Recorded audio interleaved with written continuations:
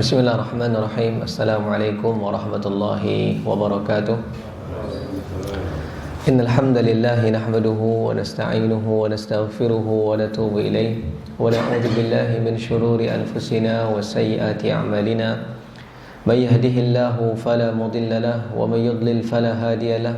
Asyhadu an la ilaha illallah wahdahu la syarika lahu wa asyhadu anna Muhammadan 'abduhu wa rasuluhu la nabiyya ba'dahu. Allahumma inna nas'aluka 'ilman nafi'an wa rizqan thayyiban wa 'amalan mutaqabbalan. Allahumma inna na'udzubika min ilmin la yanfa' wa min qalbin la yakhsha wa min nafsin la tashba' wa min da'watin la yustajabu laha. Allahumma 'allimna ma yanfa'una wa anfa'na bima 'allamtana wa zidna 'ilman wa tuqan ya 'alim. Allahumma salli wa sallim wa barik ala nabiyyina Muhammadin wa ala alihi wa ashabihi ajma'in. Amma ba'du. Ma'asyarul muslimin, para jamaah sekalian, bapak dan ibu yang dirahmati Allah Subhanahu wa taala. Alhamdulillah, tentu kita bersyukur kepada Allah Subhanahu wa taala di pagi hari ini.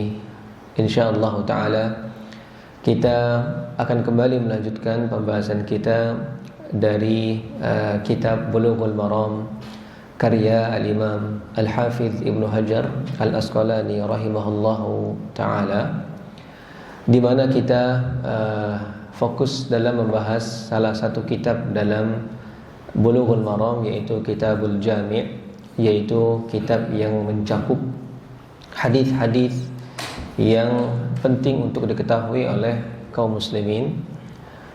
Di mana pada pertemuan yang lalu, alhamdulillah, kita telah sampai pada bab yang baru dari Kitabul Jami', yaitu bab Al-Birru Was-Silah, yaitu bab tentang hadis-hadis yang berkaitan dengan berbakti kepada kedua orang tua, was-silah, dan juga menyambung silaturahim, ya Pak ya. Makanya pada pertemuan yang lalu, alhamdulillah, kita telah membahas dua hadis dari bab ini, yaitu yang pertama adalah berkaitan dengan fadilah atau keutamaan seseorang yang senantiasa menyambung silaturahimnya, di mana Nabi SAW mengatakan, man ahabba ayyubsatu alaihi fi rizqi wa yunsa'alahu fi athari falyasil rahimah.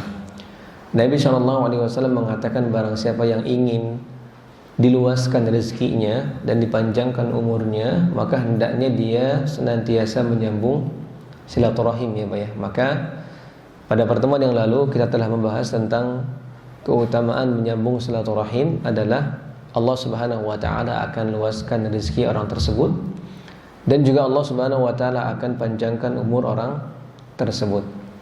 Begitu juga hadis yang kedua yang kita bahas pada pertemuan yang lalu tentang haramnya memutus silaturahim, di mana Nabi SAW mengatakan, la yadkhulul jannata qati', tidak akan masuk ke dalam surga orang yang memutus silaturahim. Maka insyaallah taala pada pertemuan hari ini kita masuk pada hadis berikutnya, yaitu hadis yang ketiga dari bab Al-Birru Was-Silah, atau hadis yang ke 1465 dalam kitab Bulughul Maram, di mana hadis ini, ma'asyarul muslimin, para jamaah sekalian, bapak dan ibu yang dirahmati Allah Subhanahu wa taala, hadis yang ketiga ini adalah hadis yang muttafaqun alaih, hadis yang disepakati kesahihannya oleh Al-Imam Al-Bukhari dan Al-Imam Muslim. Yang menjadi istilah muttafaqun alaih ini artinya adalah hadis ini disepakati sahih oleh Al-Imam Al-Bukhari dan Al-Imam Muslim. Jadi hadis yang ketiga adalah hadis muttafaqun alaih, dinukilkan dari sahabat Al-Mughirah bin Syu'bah radhiyallahu anhu. An Rasulillah sallallahu alaihi wasallam qala, dari Rasulullah sallallahu alaihi wasallam bahwasanya beliau bersabda, innallaha harrama alaikum uquqal ummahat wa wa'dal banat wa man'an wahat wa kariha lakum qila wa qal wa kathratas su'al wa idha'atal mal. Muttafaqun alaih. Hadis yang ketiga ini yang dinukilkan oleh Al-Hafidz Ibnu Hajar rahimahullahu taala dari hadis muttafaqun alaih dari sahabat Mughirah bin Syu'bah radhiyallahu anhu, dikatakan bahwa Nabi sallallahu alaihi wasallam bersabda, "Innallaha harrama 'alaikum uquqal ummahat." Kata Nabi sallallahu alaihi wasallam, sesungguhnya Allah Subhanahu wa taala telah mengharamkan atas kalian uquqal ummahat, yaitu durhaka. Uquq itu artinya durhaka.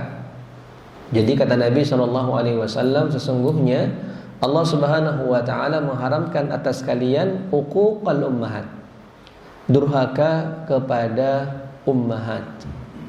Ummahat itu adalah jamak, kata jamak dari ummahat, ya, ummahatun. Artinya adalah ibu. Jadi kata Nabi sallallahu alaihi wasallam di sini, "Innallaha harrama 'alaikum uquqal ummahat." Bahwasanya Allah Subhanahu wa taala mengharamkan atas kalian durhaka kepada para ummahat. Ummahat ini jamak dari ummahat, ummahatun. Artinya adalah ibu. Beda dengan ummun, Pak ya. Mungkin kita sering dengar ummun. Jadi untuk ibu ini dalam bahasa Arab ada dua penyebutan. Yang pertama ummun, ini yang sering kita dengar, Pak ya. Ummun, ummi, ibu artinya. Ada juga ummahatun. Ummahatun. Ini artinya juga ibu. Bedanya apa? Bedanya ummahatun itu untuk yang berakal. Jadi berakal ummahat. Jadi manusia. Jadi kalau ada sebutan ummahat, ini pasti manusia. Tapi kalau ummun itu umum, ya, ibu hewan pun disebut dengan ummu. Jadi misalnya ibu kucing, maka disebut juga ummul qit. Jadi ibu kucing. Jadi ibunya kucing, nggak berakal hewan, ya Pak ya.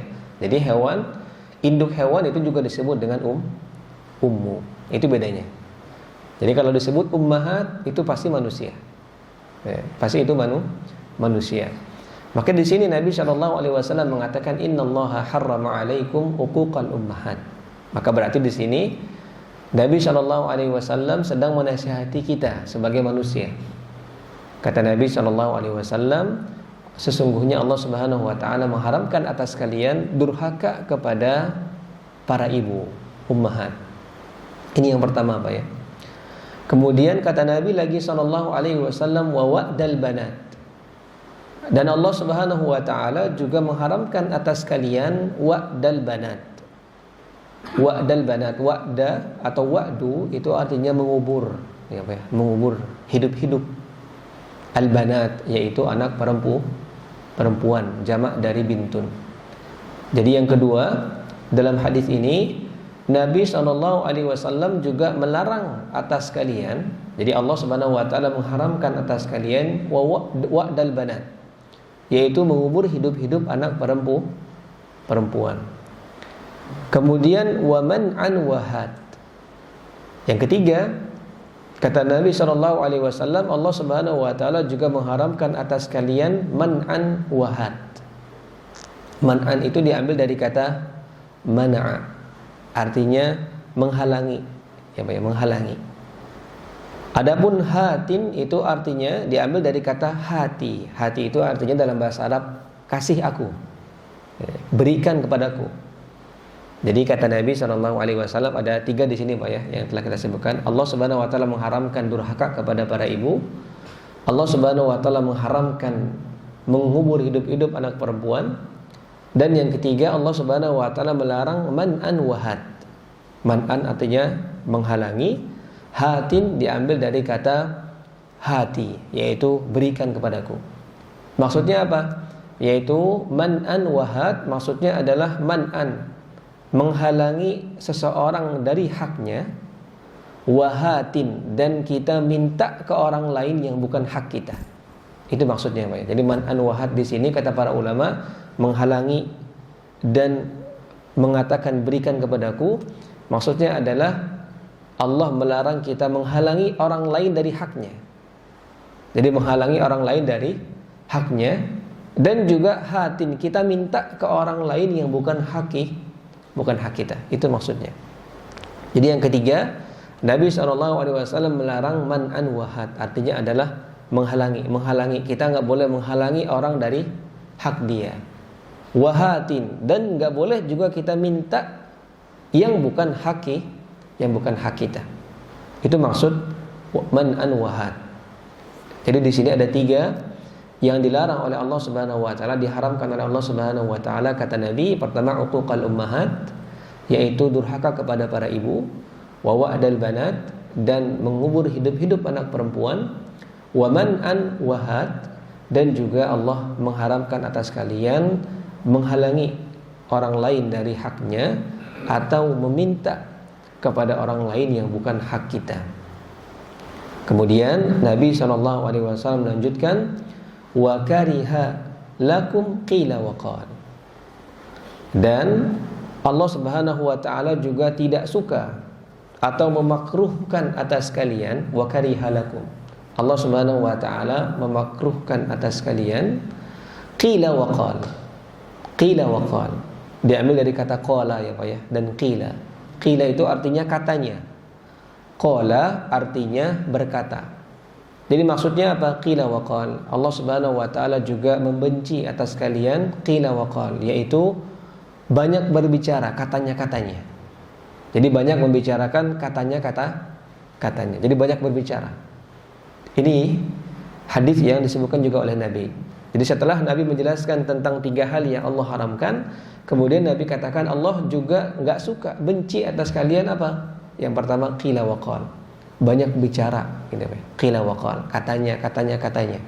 Seperti itu. Bahkan berbicara tentang sesuatu yang enggak tahu benar atau enggak. Qila wa qal, katanya seperti ini. Kemudian wa kathratas su'al, juga Allah Subhanahu wa taala membenci atas kalian banyak bertanya. Banyak bertanya dalam hal yang tidak bermanfaat di sini Pak ya, maksudnya. Bukan banyak bertanya untuk kemanfaatan, bukan, tapi banyak bertanya sesuatu yang tidak bermanfaat sebenarnya. Ini yang juga dibenci oleh Allah Subhanahu wa taala. Dan yang terakhir kata Nabi, wa idha'atal mal, dan Allah Subhanahu wa taala juga membenci atas kalian idha'atul mal, yaitu tidak mengurus harta. Jadi tidak mengurus harta dengan baik, idha'atul mal. Jadi membiarkan harta itu tidak terurus dengan baik, idha'atul mal. Jadi membuang harta dengan sia-sia. Maka di sini ma'asyarul muslimin, para jamaah sekalian, Bapak dan Ibu yang dirahmati Allah Subhanahu wa taala, ini hadis yang begitu banyak faedahnya sebenarnya, di mana Nabi SAW menjelaskan kepada kita tentang 6 hal yang penting diketahui oleh kaum muslimin. 3 hal yang pertama itu Nabi SAW sebutkan sebagai sesuatu yang Allah haramkan. Dan di sini yang pertama kali yang dikatakan oleh Nabi SAW bahwasannya innallaha harrama alaikum uquqal ummahat. Nah ini yang memang pas sekali dengan babnya gitu Pak ya, yaitu berkaitan dengan berbakti kepada kedua orang tua. Makanya kemudian Ibnu Hajar memasukkan hadis ini ke dalam bab ini, bab tentang berbuat baik kepada kedua orang tua. Karena di awal hadis ini yang pertama kali disebutkan oleh Nabi adalah sesungguhnya Allah Subhanahu wa taala mengharamkan atas kalian durhaka kepada para ibu, uquqal ummahat. Nah di sini yang perlu kita ketahui juga Pak, bahwa ketika Nabi SAW menyebutkan dalam hadis ini Allah melarang durhaka kepada para ibu, bukan berarti kemudian boleh durhaka kepada ayah. Ya, karena disebutkan di sini ibu ya Pak ya. Kata Nabi, sesungguhnya Allah Subhanahu wa taala melarang atas kalian uquqal ummahat, durhaka kepada ummahat. Yang disebut adalah ummahat, para ibu. Bukan berarti kemudian durhaka kepada ayah itu boleh. Maka jangan kemudian kita berpikir gitu Pak ya, oh di sini kan yang disebut cuma ibu, berarti ayah boleh durhaka kepadanya. Bukan seperti itu. Dijelaskan oleh para ulama kenapa Nabi SAW hanya menyebutkan ibu dalam hadis ini, karena yang paling sering menjadi korban durhaka adalah ibu. Gitu Pak ya. Jadi kenapa Nabi menyebut hanya ibu di sini? Kata para ulama, adalah karena Nabi SAW ingin menekankan bahwa di antara kedua orang tua, ayah dan ibu, yang paling sering menjadi korban durhaka adalah ibu. Karena ibu adalah seorang wanita yang lemah, ya Pak ya. Ibu adalah seorang wanita yang lemah. Ibu inilah yang paling sering menjadi korban durhaka dari anaknya. Beda dengan ayah mungkin ya Pak ya. Seorang anak kadang nggak berani sama ayahnya, ya, karena ayahnya tentu lebih kuat dari dirinya biasanya. Ketika ayahnya juga belum tua gitu Pak ya, belum usia senja. Maka kata para ulama, kenapa Nabi SAW hanya menyebut ibu di sini? Itu bukan berarti ayah boleh didurhakai, enggak. Dua-duanya enggak boleh. Dua-duanya adalah haram. Durhaka kepada kedua orang tua adalah sesuatu yang haram. Tapi Nabi SAW mengkhususkan penyebutan ibu di sini untuk menekankan kepada kita adalah bahwa ibu inilah yang paling sering didurhakai. Karena ibu ini seorang wanita, ya, lemah. Kadang nggak bisa melawan kepada anaknya, apalagi anak laki-laki. Itu yang pertama. Yang kedua, alasannya adalah kenapa Nabi SAW menekankan atau menyebut hanya ibu di sini untuk menekankan bahwasanya ibu itu lebih berhak untuk ditaati atau berbakti kita kepadanya melebihi ayah. Barangkali mungkin kita sering dengar Pak ya hadisnya. Hadis riwayat Bukhari Muslim di mana ada seorang sahabat yang bertanya kepada Nabi sallallahu alaihi wasallam, "Ya Rasulullah, man ahaqqun nas bi husni sahabati?" Ini hadis yang mungkin sering kita dengar Pak ya.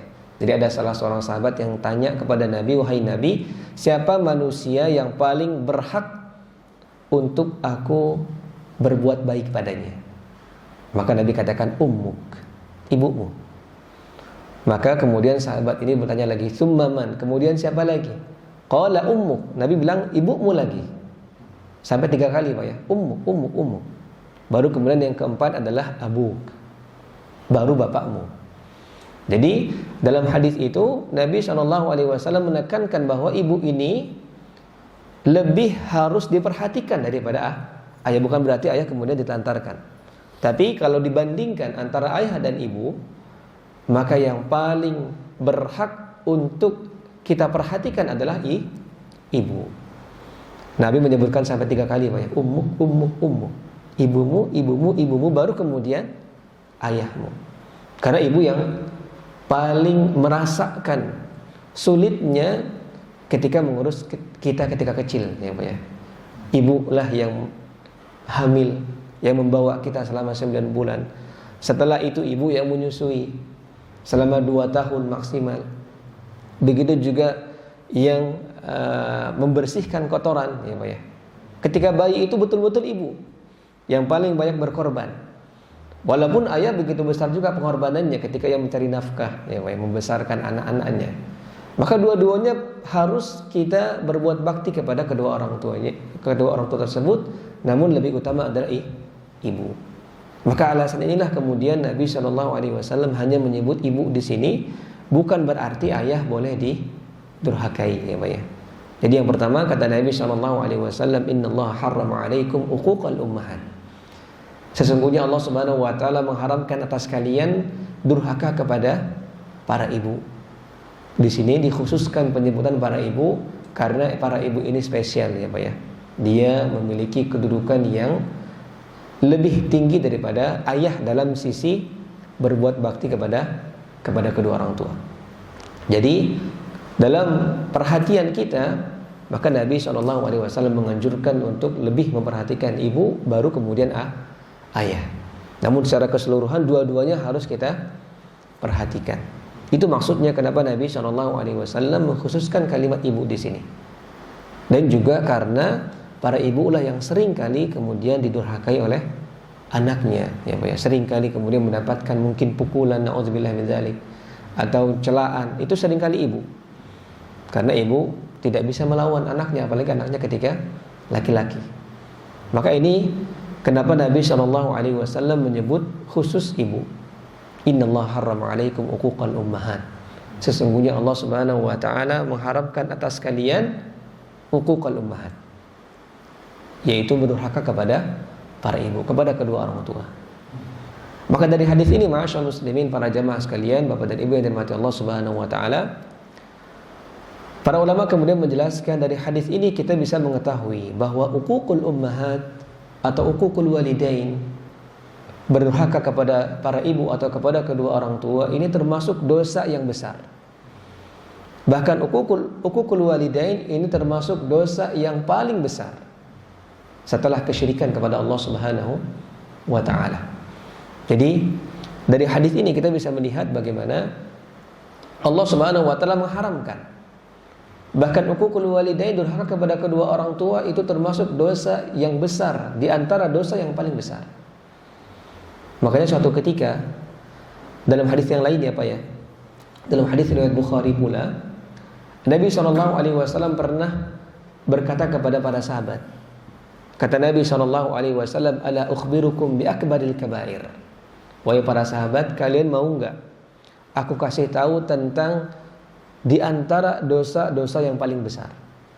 Jadi pernah pada kesempatan yang lain Nabi itu ngasih tahu kepada para sahabat tentang apa saja dosa-dosa besar yang levelnya atas, yang paling besar.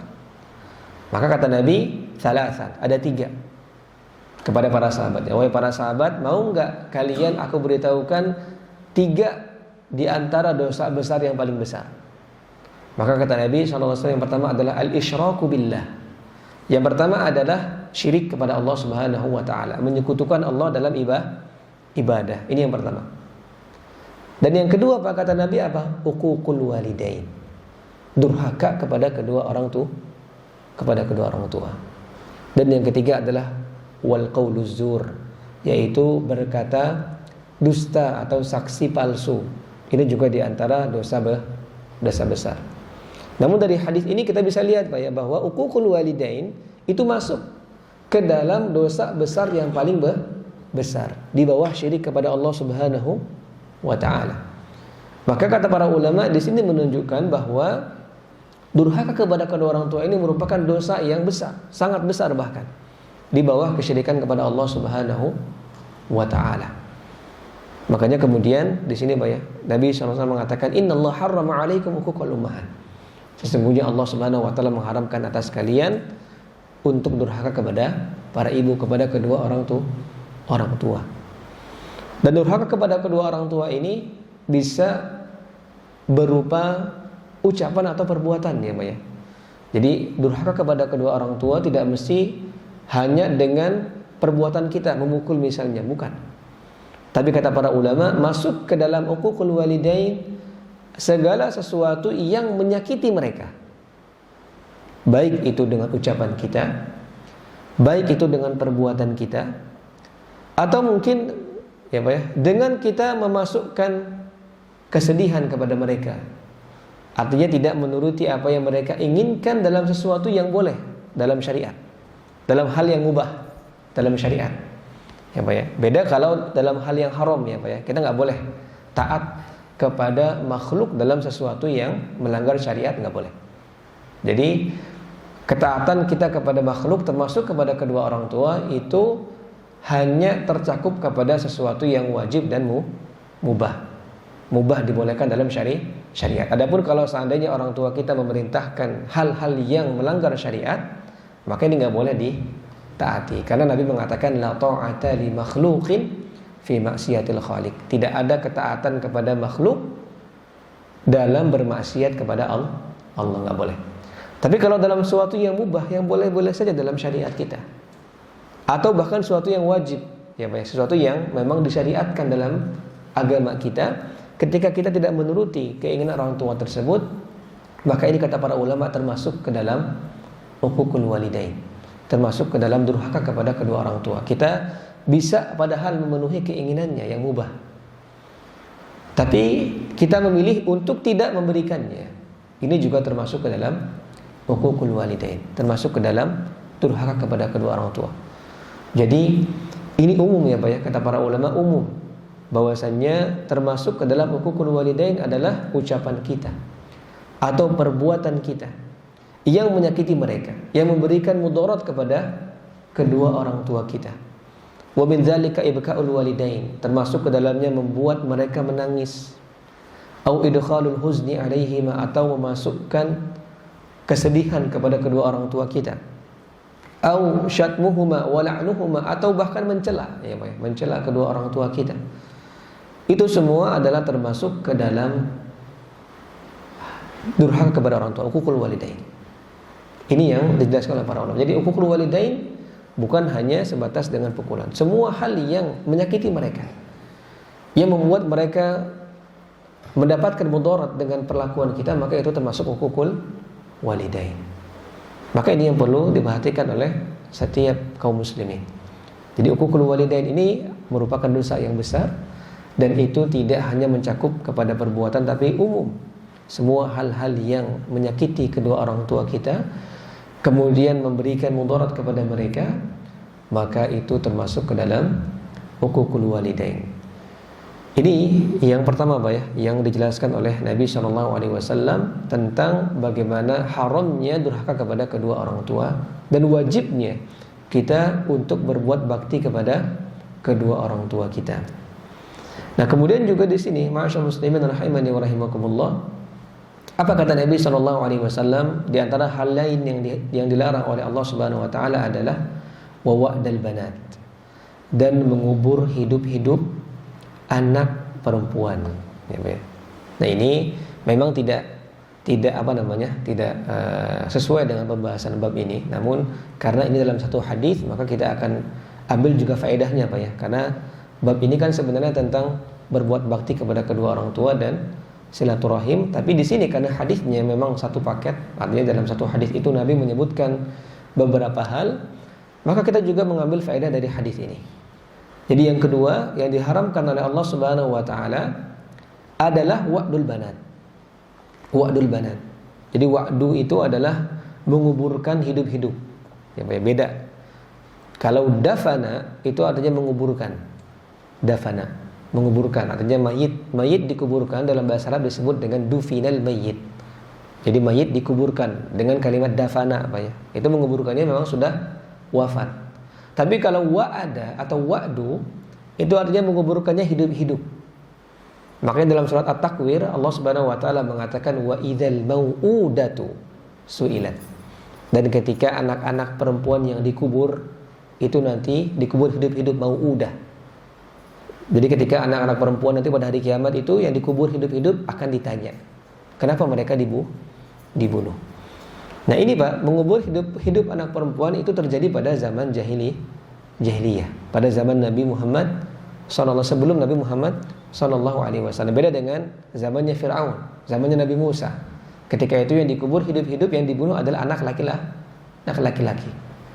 Namun pada masa jahiliyah sebelum Nabi SAW diutus, itu yang dikubur hidup-hidup, yang dibunuh adalah anak perempuan oleh orang-orang Arab jahiliyah dulu. Dan tidak semua anak perempuan Pak ya, artinya anak perempuan yang kira-kira ayahnya itu merasa ini anak perempuan ini akan membawa malu untuk keluarganya. Enggak semua perempuan dikubur memang, karena ada beberapa wanita yang hidup pada zaman jahiliyah. Artinya enggak semua anak perempuan kemudian dikubur hidup-hidup pada zaman itu, tapi kebanyakan yang dikubur pada zaman jahiliyah itu adalah anak-anak perempuan. Karena orang-orang Arab jahiliyah dulu menyangka bahwa anak perempuan ini akan mengundang rasa malu Pak. Rasa malu, enggak gagah. Dan juga akan mengundang kefakiran. Itu yang kemudian menyebabkan mereka, orang-orang Arab jahiliyah, mengubur hidup-hidup anak perempuan mereka. Jadi anak perempuan ini menurut orang Arab jahiliyah adalah mereka mengundang rasa malu. Beda dengan laki-laki. Karena mereka dulu orang Arab jahiliyah kan suka perang ya Pak ya. Jadi anak laki-laki itu ibaratnya adalah menurunkan tradisi kemenangan ayahnya, seperti itu. Makanya kemudian Al-Hafidz Ibnu Hajar dalam kitab yang lain, dalam kitab Fathul Bari, Al-Hafidz Ibnu Hajar Al-Asqalani rahimahullah itu menjelaskan tentang kebiasaan orang Arab jahiliyah yang mengubur anak perempuannya hidup-hidup ini. Bahwa yang pertama kali mengubur anak perempuannya hidup-hidup itu namanya adalah Qais At-Tamimi. Dia ada salah seorang Arab jahiliyah dulu namanya Qais At-Tamimi. Dia adalah seorang yang pemberani. seorang yang gagah berani, seorang yang ketika dia punya anak perempuan, Pak ya. Anak perempuannya ini itu ditawan atau diculik oleh salah seorang musuhnya. Jadi ini diceritakan oleh Al-Hafidz Ibnu Hajar. Jadi kenapa ada tradisi mengubur hidup-hidup anak perempuannya? Itu adalah pertama kali karena Qais ini.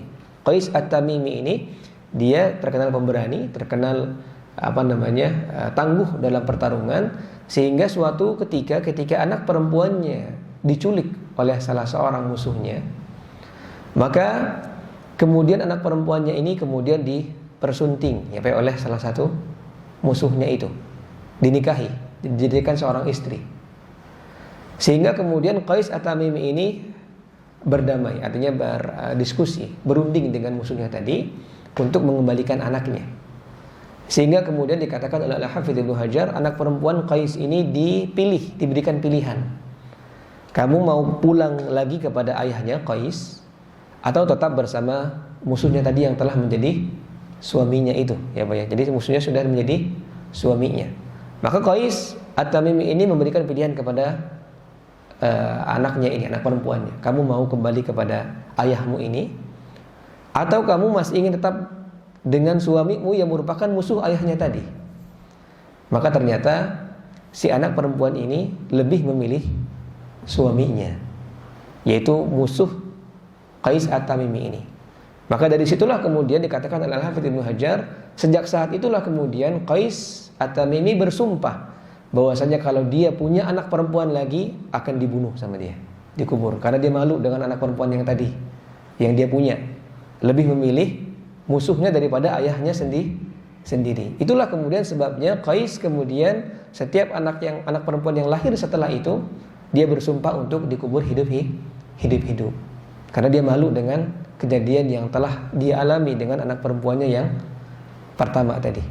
Sehingga kemudian itu diikuti oleh orang-orang Arab jahiliyah setelahnya. Itu yang dikatakan oleh Al-Hafidz Ibnu Hajar. Jadi sejarahnya adalah tadi, memang orang-orang Arab jahiliyah itu merasa malu ya Pak ya, ketika mendapatkan anak perempuan sebagaimana dialami oleh Qais At-Tamimi tadi.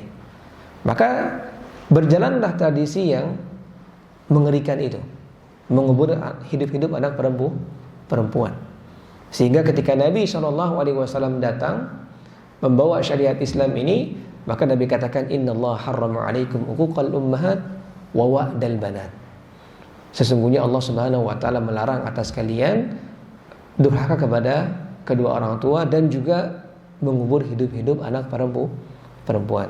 Karena memang pada saat itu, pada zaman sebelum Nabi SAW, orang-orang Arab jahiliyah seringkali mengubur hidup-hidup anak perempuan mereka karena takut miskin, karena takut malu. Itu yang kedua yang dilarang oleh Nabi SAW. Nah kemudian juga kata Nabi SAW yang ketiga, sesungguhnya Allah Subhanahu wa taala mengharamkan juga atas kalian man'an wahad. Tadi sudah kita jelaskan Pak ya, maknanya man'an wahad yaitu menghalangi seseorang dari haknya dan hati, dan kita meminta sesuatu yang bukan hak kita. Ini juga dilarang dalam syariat Islam. Nah, di antara bentuk kita menghalangi orang dari haknya adalah ketika kita misalnya berhutang ya Pak ya, berhutang. Dan ini banyak terjadi di tengah-tengah kaum muslimin, berhutang tapi nggak mau bayar. Itu termasuk dalam man'an ini, termasuk dalam menghalangi seseorang dari haknya. Begitu banyak kaum muslimin sekarang ketika dia minjem, ketika ditagih malah marah-marah Pak ya, malah lebih galak yang ngutang daripada yang nagih. Padahal itu haknya. Orang yang nagih itu minta haknya, minta uang dia, tapi kita nggak mau bayar. Itu namanya man'an. Kita menghalangi seseorang dari hak dia, padahal kita mampu. Beda kalau nggak mampu Pak ya. Kalau nggak mampu nggak masalah. Kita berhutang, kemudian ditagih, kita nggak punya uangnya, kita bilang nanti dulu. Ini nggak masalah, karena kita punya uzur. Tapi kalau kita bisa bayar, tapi sengaja kita nggak bayar dulu, padahal sudah ditagih Pak ya dengan orang yang minjamkan uang kepada kita, ini masuk ke dalam man'an ini. Termasuk ke dalam sesuatu yang diharamkan oleh Allah Subhanahu wa taala, bahkan termasuk kezaliman.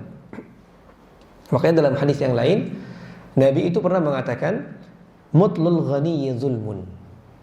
Jadi orang yang bisa bayar hutang tapi dia sengaja nggak bayar langsung, itu merupakan kezaliman kata Nabi. Mutlul ghaniyyi zulmun. Ini termasuk ke dalam ini Pak ya, man'an. Menghalangi seseorang dari haknya. Uang itu hak dia. Kita minjem sama dia. Maka ketika kita nggak mau bayar padahal kita mampu, maka ini termasuk ke dalam kezaliman kata Nabi sallallahu alaihi wasallam. Bahkan dalam hadis yang lain lagi kata Nabi, layyul wajidi zulmun yahillu irduhu. Kata Nabi sallallahu alaihi wasallam bahwa layul wajid adalah orang yang bisa bayar hutang tapi nggak mau. Layul wajid. Layul wajidi zulmun. Seorang yang punya hutang, dia bisa bayar tapi dia nggak mau, itu zalim kata Nabi. Yahillu irduh, halal kehormatannya. Maksudnya apa? Boleh diceritakan kepada orang lain bahwa orang ini tidak pernah mau bayar hutang. Maka ini kezaliman Pak. Ini termasuk ke dalam man'an. Kita menghalangi seorang dari haknya. Termasuk juga kata para ulama dalam man'an ini adalah ketika kita misalnya punya pekerja Pak ya, dan kita tidak memberikan bayarannya dengan tepat waktu. Itu man'an juga, masuk ke dalam man'an padahal kita bisa. Jadi termasuk ke dalam man'an kata para ulama adalah ketika seandainya kita punya pekerja, sudah ada perjanjian ya Pak ya, memberikan upah tanggal sekian misalnya, kita mampu tapi nggak kita kasih. Ini juga termasuk man'an, menghalangi seorang dari haknya. Karena ketika seorang itu bekerja, dia sudah bekerja untuk kita, maka dia berhak untuk mendapatkan upahnya. Maka ketika kita menahan upahnya dengan sengaja, tidak ada sebab ya, tidak ada uzur, tidak ada sebab kenapa dihalangi, kita mampu memberikan upahnya, maka ini juga termasuk ke dalam man'an ini yang dilarang oleh Allah Subhanahu wa taala. Bahkan menyelisih perintah Nabi sallallahu alaihi wasallam. Karena kita mungkin pernah dengar banyak hadisnya dalam hadis riwayat Ibnu Majah. Di antara sunnah Nabi itu adalah ketika kita memberikan upah kepada pekerja sebelum keringatnya kering. Nabi mengatakan uqtul ajira ajrahu qabla an yajifa 'araquh. Nabi bilang, berikanlah upah orang yang kalian pekerjakan sebelum keringatnya kering. Artinya cepat. Kalau kita memberikan upah kepada orang lain, mempekerjakan orang lain, itu berikan cepat upahnya sesuai dengan apa yang dia kerjakan. Gak boleh kemudian kita tunda-tunda padahal kita mampu. Atau apalagi kita gak ngasih gitu ya, upah mereka. Ini termasuk ke dalam kezaliman. Man'an ini dilarang oleh Allah Subhanahu wa ta'ala. Innallaha harrama 'alaikum uquqal ummahat wa wa'dal banat wa man'an wa had. Termasuk juga Allah melarang had, yaitu kita minta ya Pak ya, minta sesuatu yang bukan hak kita. Dan ini juga sering terjadi. Banyak kadang orang melakukan suap ya Pak. Ini sering terjadi dengan suap, malah riswah. Banyak orang menyuap untuk mendapatkan sesuatu yang bukan hak dia. Itu termasuk ke dalam had ini.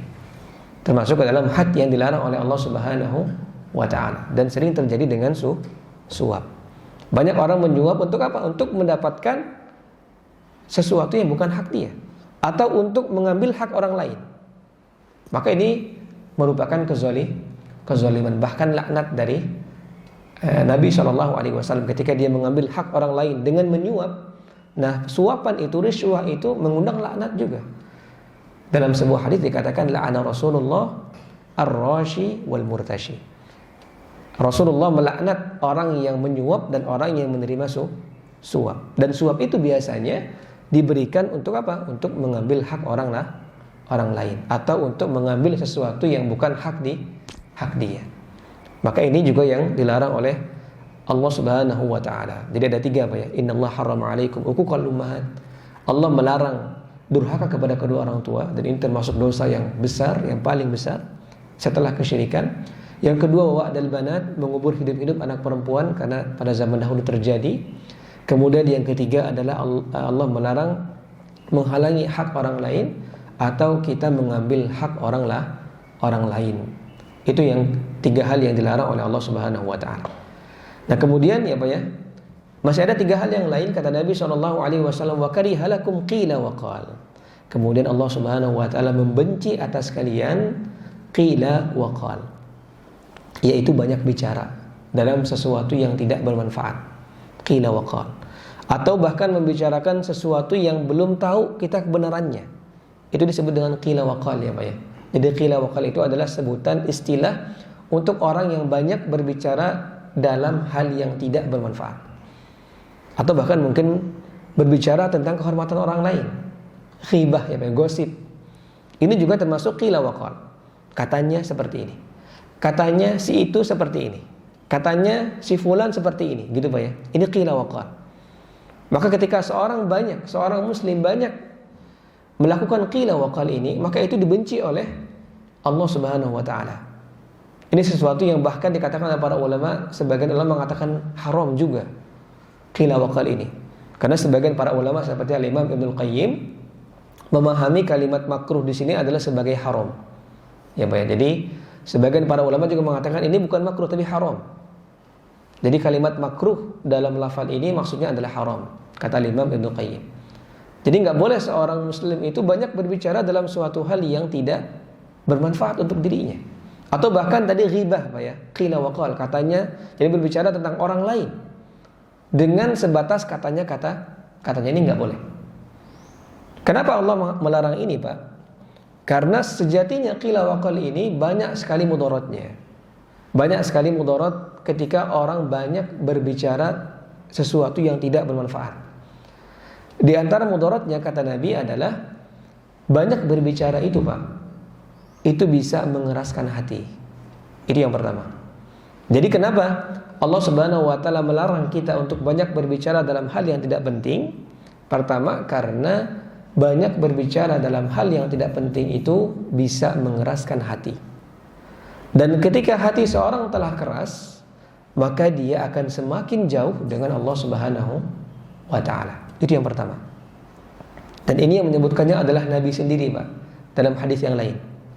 Dalam hadis riwayat Tirmidzi, Nabi pernah mengatakan la tuksirul kalama bi ghairi dzikrillah. Jadi Nabi pernah berpesan Pak, dari hadis Ibnu Umar. Apa kata Nabi? La tuksirul kalam bi ghairi dzikrillah. Janganlah kalian banyak berbicara tanpa berzikir kepada Allah. Jadi janganlah kalian berbicara di mana pembicaraan itu enggak ada mengingat Allah sama sekali, enggak bermanfaat. Kata Nabi, jangan kalian memperbanyak bicara hal yang tidak bermanfaat ini, yang tidak ada zikir kepada Allah Subhanahu wa taala. Kemudian kata Nabi, fa inna kathratal kalam bi ghairi dzikrillah qaswatun lil qalbi. Karena banyaknya berbicara yang tidak mengingat Allah itu adalah merupakan sebab kerasnya hati. Kemudian kata Nabi, wa inna ab'adan nasi minallahi al-qalbul qasi. Dan di antara orang yang jauh dengan Allah adalah orang yang hatinya keras. Ini sebab yang pertama Pak ya. Jadi kenapa Allah melarang untuk kita banyak berbicara sesuatu yang tidak bermanfaat, atau mungkin apalagi ghibah tadi, adalah karena yang pertama itu bisa mengeraskan hati kita. Dan ketika hati kita ini sudah keras, kita akan jauh dengan Allah Subhanahu wa taala. Enggak akan masuk hidayah lagi. Karena hati kita sudah keras. Karena banyak berbicara yang tidak bermanfaat, yang tidak ada zikir kepada Allah Subhanahu wa taala. Itu yang pertama. Dan yang kedua Pak, kadang juga banyak berbicara ini, atau apalagi berbicara tentang manusia dengan sesuatu yang kita nggak tahu benar atau enggak, ini bisa menjerumuskan kita kepada kedustaan. Ini yang kedua, mudarat yang lain.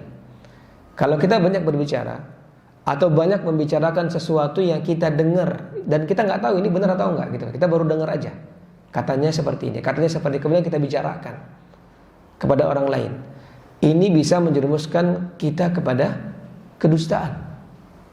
Dan kedustaan ini bisa mengantarkan kita kepada neraka Allah Subhanahu wa taala. Ini yang paling berbahaya. Jadi kenapa Allah melarang itu? Karena ada bahaya di balik itu. Allah melarang kita banyak berbicara tanpa berzikir kepada Allah adalah karena ada bahaya di balik itu.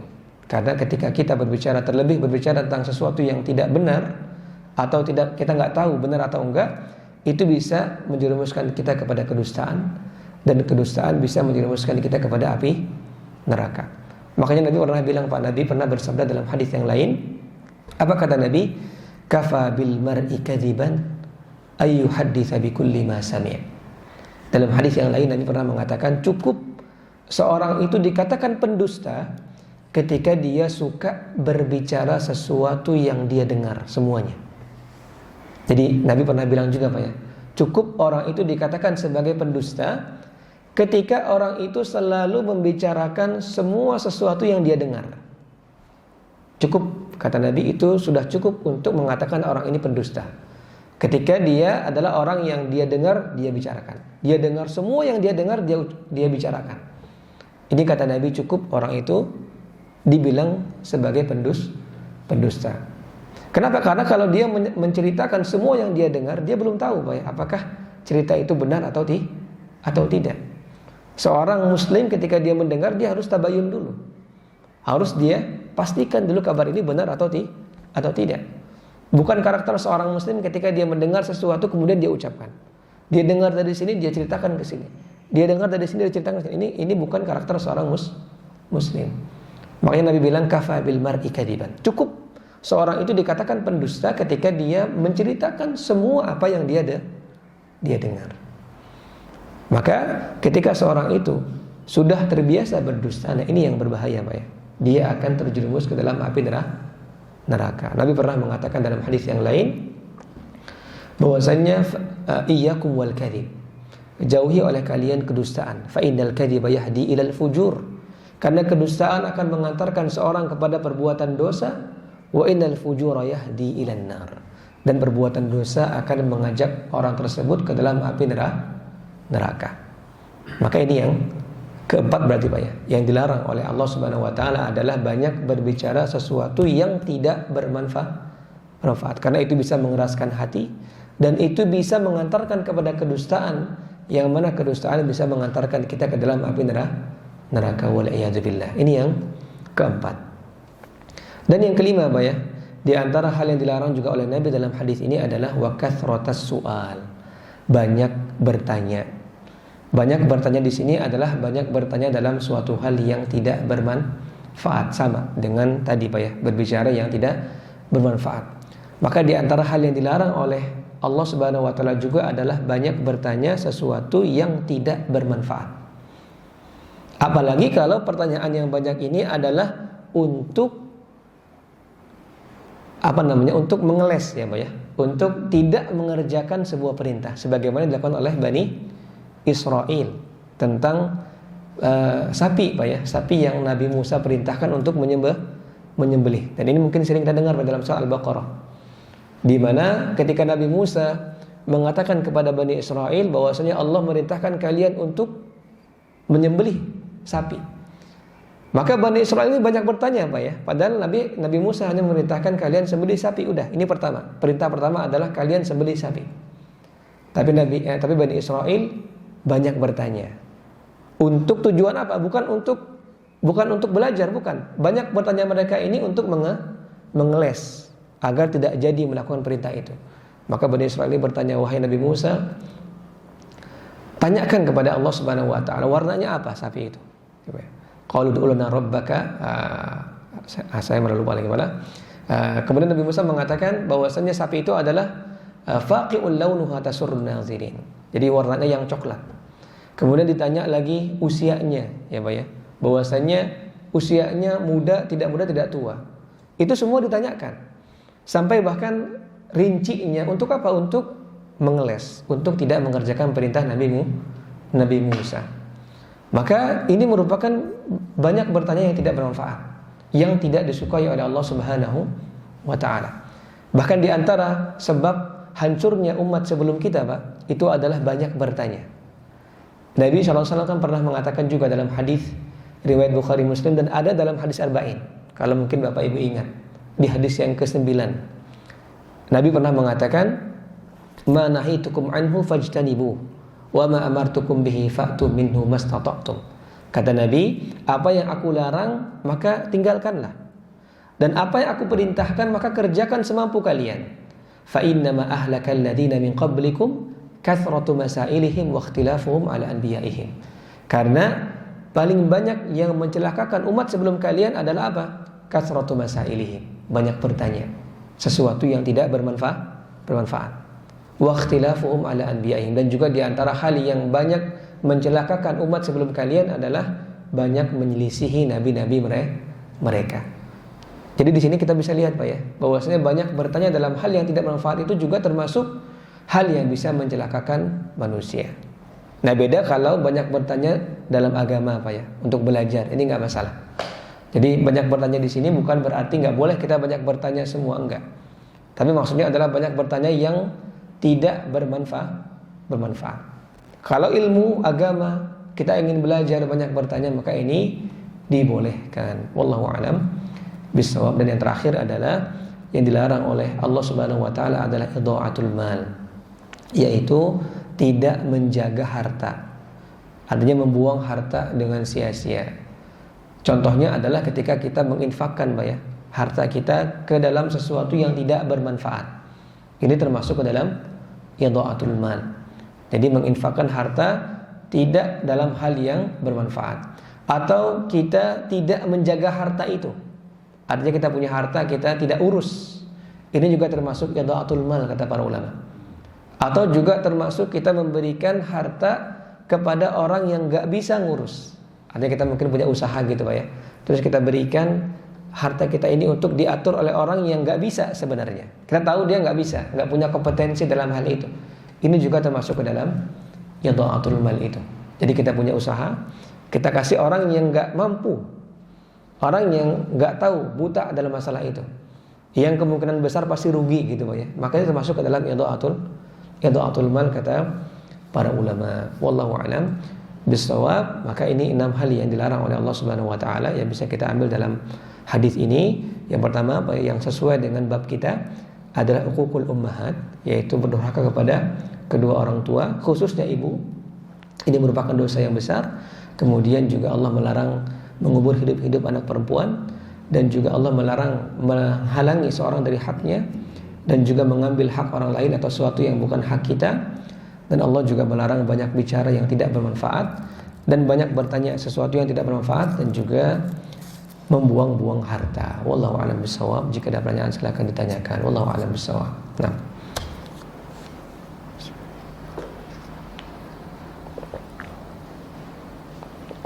Nah, silakan Pak, tafadhol. Bismillah. Assalamualaikum warahmatullahi wabarakatuh. Waalaikumsalam warahmatullahi wabarakatuh. Ini yang dibahas tentang hukum ummahat. Kalau dari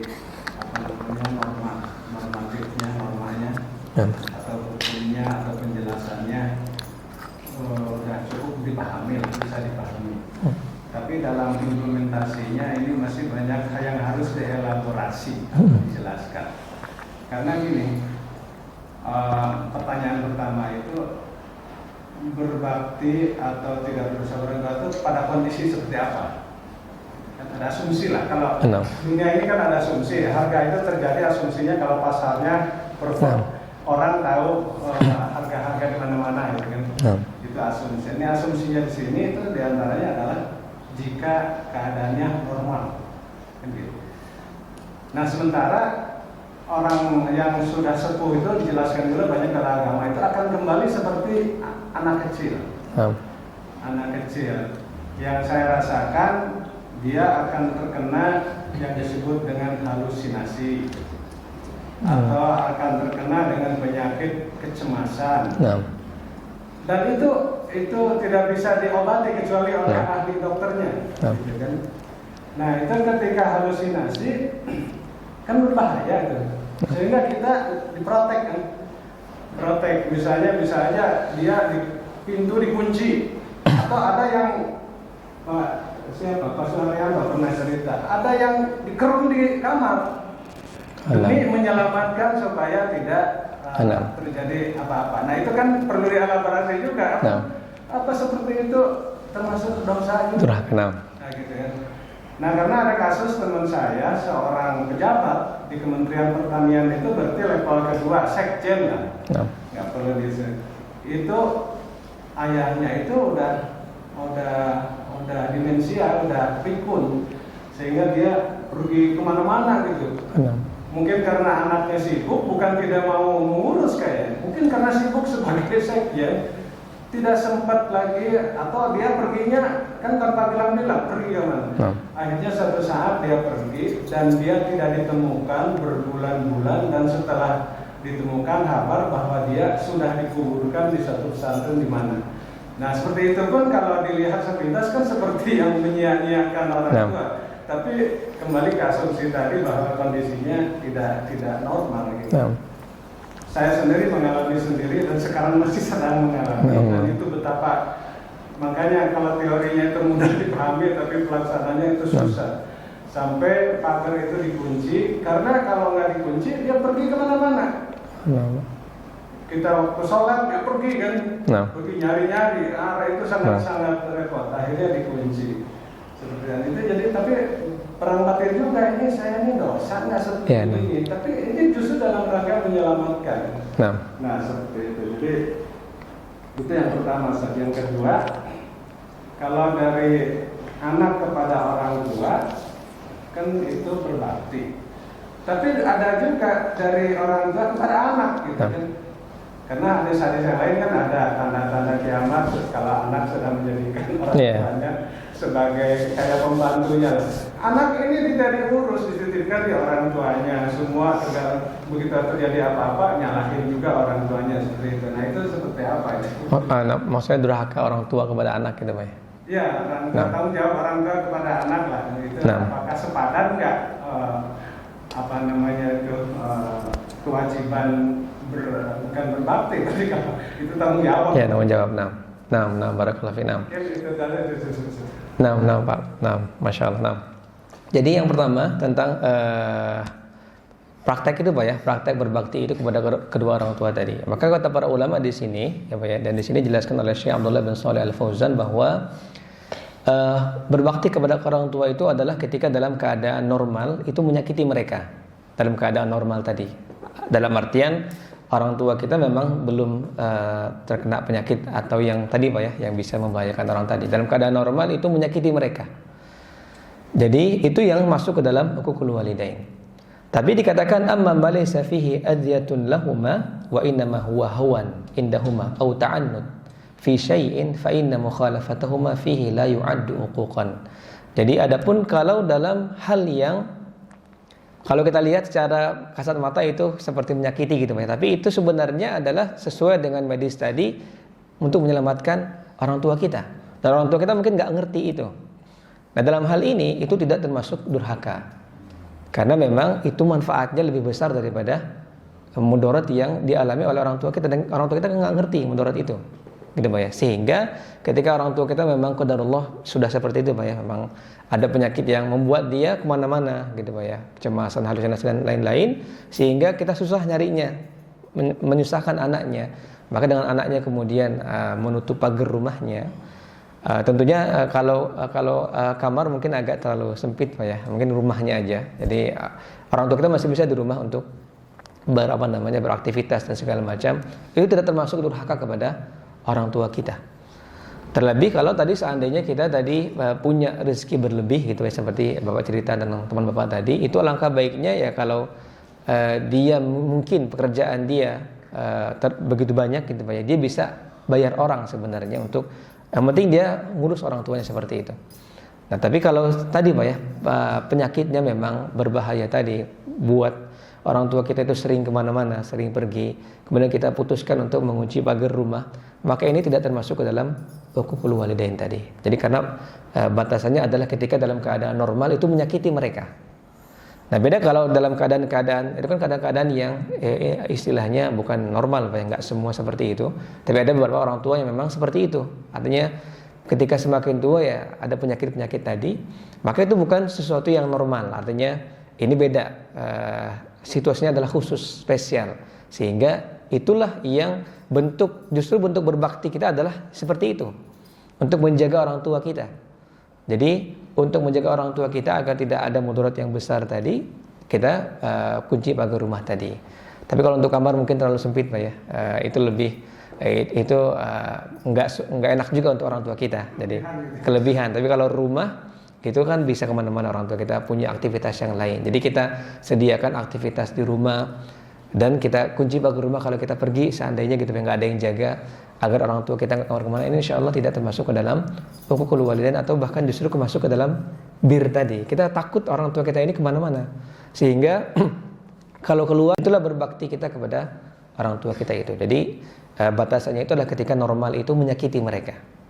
Tapi kalau dalam keadaan-keadaan tertentu atau keinginan yang berlebih, ya kadang ada orang tua juga yang punya keinginan yang berlebih, yang sebenarnya itu nggak memberikan mudarat kepada mereka. Contohnya misalnya ada orang tua yang minta anaknya menceraikan istrinya, padahal istrinya itu solehah, artinya istrinya itu sama orang tuanya juga berbakti, sama suaminya juga taat gitu Pak ya. Tapi orang tuanya cemburu aja gitu loh.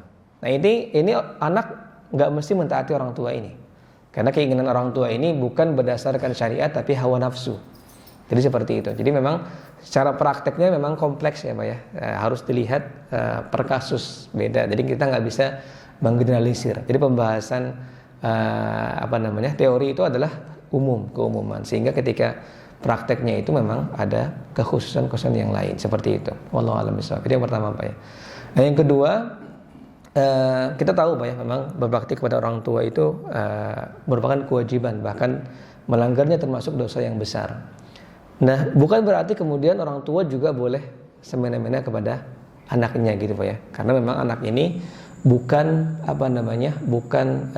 murni milik orang tua, tapi dia tertitipan dari Allah Subhanahu wa taala. Makanya sebenarnya hadis ini kalau kita perhatikan Pak ya, hadis ini sebenarnya Nabi itu memberikan pesan kepada anak dan orang tua. Makanya kata Nabi tadi, innallaha harrama 'alaikum uquqal ummahat wa wa'dal banat. Jadi ini kata Nabi kepada para sahabat, Allah itu mengharamkan atas kalian durhaka kepada kedua orang tua dan mengubur anak perempuan. Jadi yang pertama pesan untuk anak-anak, Allah mengharamkan atas kalian durhaka kepada kedua orang tua.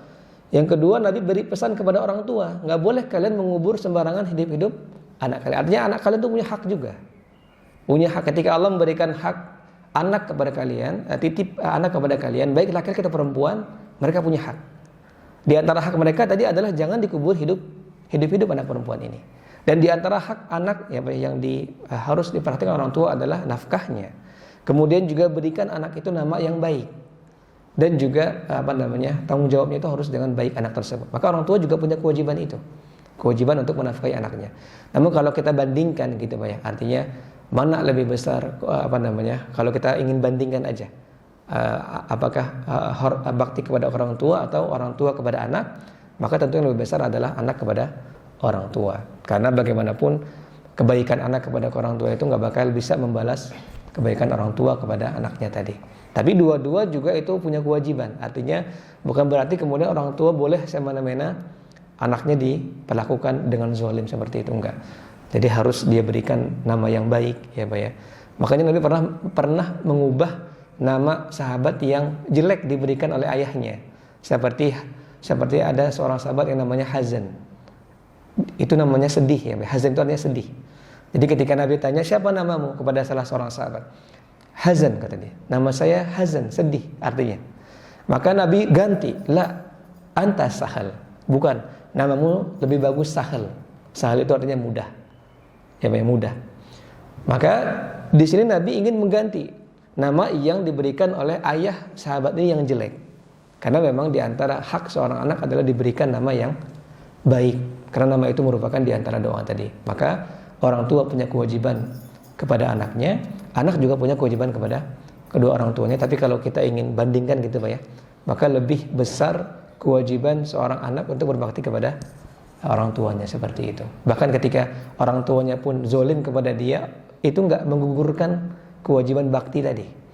Jadi seandainya orang tua kita zalim gitu Pak ya, artinya enggak ngurus kita kok dari kecil, itu sama sekali enggak menggugurkan kewajiban kita. Bukan berarti kita boleh durhaka kepada orang tua, enggak. Bahkan dalam Al-Qur'an sendiri, kalau bahkan ketika orang tua kita pun kafir, bukan muslim, tetap berbakti kepada kedua orang tua kita seperti itu. Makanya kalau dibandingkan tetap berbakti kepada orang tua itu lebih besar daripada kewajiban orang tua kepada anaknya tadi. Wallahu a'lam bishawab. Nah, mungkin Pak. Nah, ada lagi mungkin Pak atau sudah? Tafadhol. Assalamualaikum. Waalaikumsalam warahmatullahi Antara orang tua ini kan masih belum sampai ke Zainal atau Kupat ini. Tapi beliau ini ada suka ini ya, belanja gitu. Kenapa? Beli ini beli itu. Padahal itu tidak berfungsi gitu kan. Tidak juga kepake selama itu. Nah, bisa nggak kita itu menghalang-halangi gitu? Walaupun di hati kita, karena kita udah pernah coba Ustaz, apa yang dia mau kita beli. Dan memang nggak kepake kayak sesuatu beberapa kali nggak kepake. Apa kadang-kadang kita beli ini dan saking banyak barang ini kalau kita pergi ngantarin tempat saudara yang lain itu lebih banyak barang. Kalau kita bertiga pergi misalnya kan lebih banyak barang beli dari kita ya. Nah, dan barang-barang yang kita beli itu nggak ada lagi gitu kan, entah kemana. Nah akhirnya kita sepakat ya udah nggak usah dibeli kalau penting.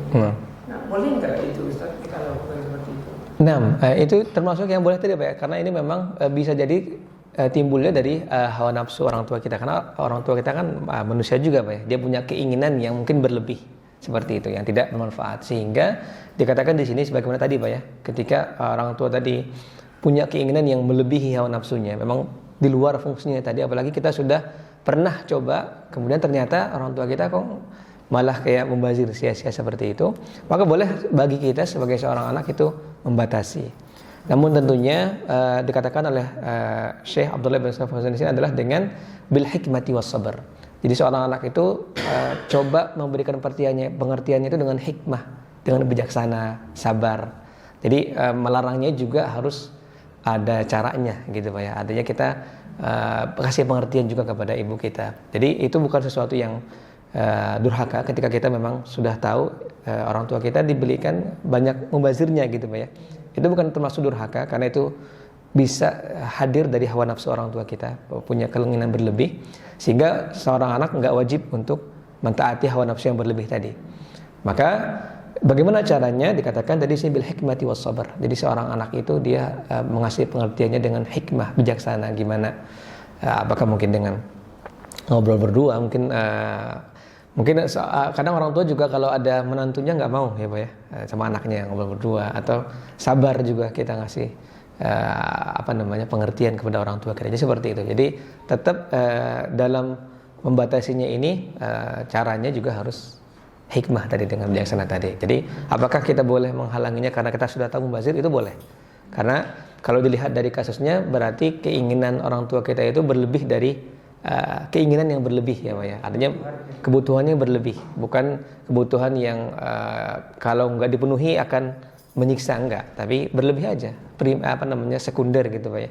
Maka ini boleh kita batasi, boleh, tapi dengan pengertian yang bijaksana, yang hikmah tadi, dengan sabar juga kita hadapi orang tua ini seperti itu. Wallahu a'lam bishawab. Nah, demikian mungkin Pak ya, sudah jam 6. Mudah-mudahan bermanfaat untuk kita semuanya. Lebih kurangnya saya mohon maaf. Subhanakallahumma bihamdika asyhadu an la ilaha illa anta astaghfiruka wa atubu ilaik. Assalamualaikum warahmatullahi wabarakatuh.